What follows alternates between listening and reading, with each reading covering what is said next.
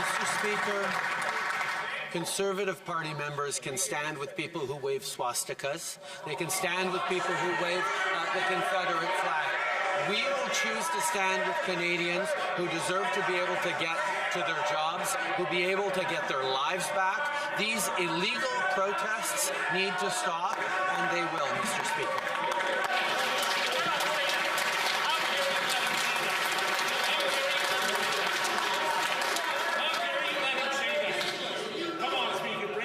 I just want to remind the honourable members, including the Right Honourable Prime Minister, to use words that are not inflammatory in the House, and that's for both sides.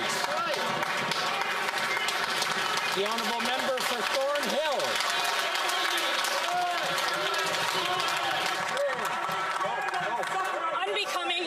Unbecoming as a Prime Minister.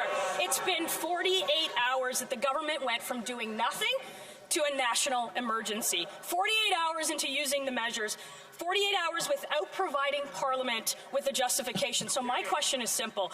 When will the Prime Minister admit that he's lost control of the situation, that he's lost control of his country, that he's lost control of his caucus, and that he's lost control of his leadership? Right Honourable Prime Minister.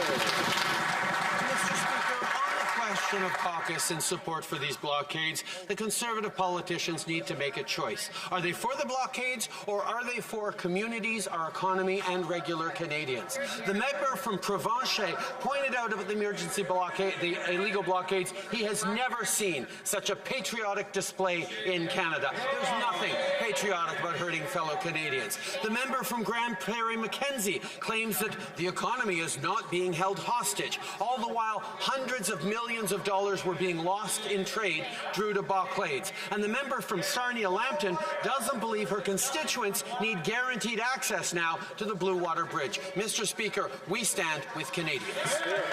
The Honourable Member for Regina Capel. Mr. Speaker, in 2020, when anti-energy protesters were blocking vital transportation, ships were backed up in ports and trains were stopped. The Prime Minister didn't stop them. In fact, he actually sent a government delegation to meet with them. But now that the protests are about something that he disagrees with, he uses inflammatory language, hurls personal attacks, and makes a massive power grab.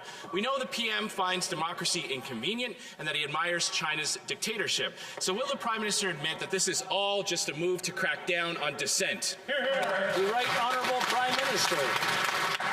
Mr. Speaker, I would advise the honourable member to be careful in that line of questioning before people actually look into what he and his fellow Conservative Party members said.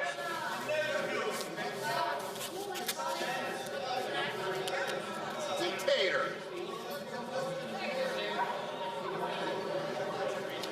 I want to remind the honourable members that shouting names at each other is not the way this place works. No. Before you start clapping, start looking at your own benches.